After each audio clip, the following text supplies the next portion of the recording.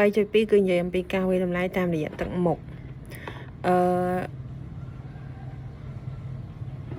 បែរន័យថាយើងគូអាចជាមាន sticker ឬក៏យើងគូដែលបង្ហាញពីអារម្មណ៍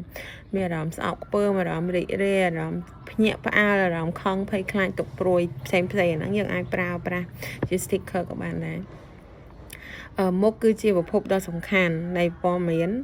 ដែលมันមានជាពាក្យសម្ដីព្រោះវាជាច្រកចេញចម្បងសម្រាប់សិស្សហើយវាកម្របំភ្លៃអត្ថន័យណាមានន័យថាបើសិនជាអារម្មណ៍យើងទទួលបានបែបណាគឺទឹកមុខយើងគឺបញ្ចេញមកបែបហ្នឹងនៅពេលដែលសង្កេតទឹកមុខយើងផ្ដោតទៅលើតំបន់3គឺចិញ្ចើមថ្ងាសភ្នែកត្បកភ្នែកនិងច្រមុះនិងមុខខាងក្រោមផ្នែកខាងក្រោមជាពិសេសមាត់និងទំនាក់ទំនងសុភមង្គលនិងកំសាន្តស្នាមញញឹមចុងចិញ្ចើមបបោមាត់រមួលចង្កាលើកឡើងលើក្រាបមាត់ការបញ្ចេញទឹកមុខផ្សេងៗទៀតហ្នឹងក៏វាមានភាពច្បាស់លាស់ផងដែរនៅពេលដែលយើងនៅក្នុងការសង្កេតរបស់គ្រូដើម្បីវាតម្លៃទៅដល់សិស្ស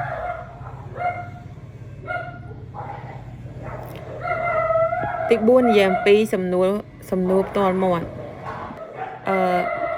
ទំនឹងដែរការវិតម្លៃក៏វាពឹងផ្អែកទៅលើសំណួរផ្ទាល់មាត់ដែរនៅពេលដែលយើងបង្រៀនសំណួរផ្ទាល់មាត់យើងអាចសួរសំណួរឲ្យច្បាស់ចំនឹងងាយយល់ក្នុងការឆ្លើយសួរសំណួរដែលបានគូកងជាមួយលទ្ធផលសិក្សារំពឹងទុកសួរសំណួរដែលសិស្សក្នុងថ្នាក់ទាំងមូលអាចឆ្លើយបានផ្ដល់ពេលវេលាគ្រប់គ្រាន់ក្នុងការឲ្យសិស្សឆ្លើយផ្ដល់ចម្លើយសមរម្យឬបន្តិត្រឡប់សមរម្យដល់ការឆ្លើយរបស់សិស្សជៀសវាងសំណួរទម្រង់បិទចាស់បាទឬទេអីហ្នឹងប្រើសំណួរបដិញបន្តពីចម្លើយរបស់សិស្សជៀសវាងសំណួរសួរសំណួរដែលសិស្សដឹងចម្លើយហើយសួរសំណួរតាមលំដាប់លំដោយដែលសមរម្យមានយើងសួរពីតូចទៅធំ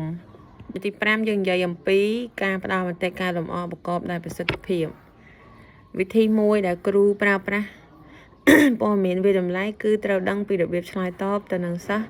និស្សិតបន្ទាប់ពីពួកគេបង្ហាញពីចំណេះដឹងហេតុផលជំនាញឬការអនុវត្តរបស់ពួកគេការឆ្លើយតបរបស់គ្រូត្រូវបានហៅថាមតិកែលម្អមួយយើងមកនិយាយអំពីប្រភេទនៃមតិកែលម្អទី1មានការពិនិត្យមើលទី2ការបរិយាយលម្អិតចូលមកដល់ផ្នែកទី2ការវិតម្លៃតាមដំណាក់ដោយផ្អែកទៅលើការវិតម្លៃតាមដំណាក់ដោយផ្អែកទៅលើការវិតម្លៃបញ្ចប់វាមានប្រភេទនៃការវិតម្លៃតាមដំណាក់ព័ត៌មានត្រឡប់និងការកែលម្អការបង្រៀន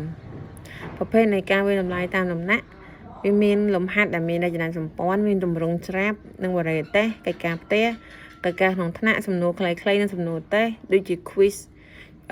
និងការវិតម្លៃរួមគ្នាការវិតម្លៃវឌ្ឍនភាពរបស់សិស្ស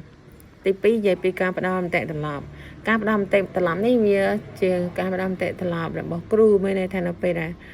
សិស្សឆ្លើយឬក៏ធ្វើកិច្ចការឲ្យគ្រូកែលម្អនេះគេហៅថាការផ្ដល់មតិត្រឡប់បើនិយាយពីការកែលម្អការបង្រៀនក្រោយការផ្ដល់មតិត្រឡប់មានន័យថាសិស្សធ្វើកិច្ចការឲ្យក្រុមហើយគ្រូផ្ដល់មតិត្រឡប់ទៅកាន់សិស្សហើយយើងកែលម្អទាំងអស់គ្នាការកែលម្អការបង្រៀនក្រោយមតិត្រឡប់ហ្នឹងគឺជាការសិក្សាប្រកបដោយសមត្ថភាពមានន័យយើងអាចវាតម្លៃបានថាតើសិស្សគាត់មានកម្រិតបែបណាសិស្សនៅខ្វះខាតកន្លែងណាមានន័យថាយើងបង្រៀនឬក៏យើងបញ្យល់ក្រោយពេលដែលយើង comment ឬក៏វាតម្លៃហ្នឹងយើងបរិញ្ញាបន្ថែមគាត់នៅក្រោយពេលដែលវាតម្លៃត្រឡប់ហ្នឹងការកែលម្អការបង្រៀនប្រកបក្រោយផ្ដល់មតិត្រឡប់ទី1និយាយអំពីការសិក្សាប្រកបដោយសមត្ថភាពការឆ្លើយតបដោយអន្តរាគមន៍ទី3ការបង្រៀនដើម្បីឆ្លើយតបភាពខុសគ្នារបស់សិស្សទី4និយាយអំពីវឌ្ឍនភាពសិក្សារបស់សិស្សទី5និយាយអំពីការកែលម្អបង្រៀនសារចោះសារឡើងច្រើនដងមានន័យថាចំពោះសិស្សដែលចំពោះមេរៀនណាដែលយើងថាពិបាកក្នុងការសិស្សដែលចាប់បានគឺយើងសារវាទៅសារមកដើម្បីឲ្យសិស្សកាន់តែទទួលបានចំណេះដឹងច្រើនពាក់ព័ន្ធនឹងមេរៀនមួយហ្នឹងសូមអរគុណលោកគ្រូ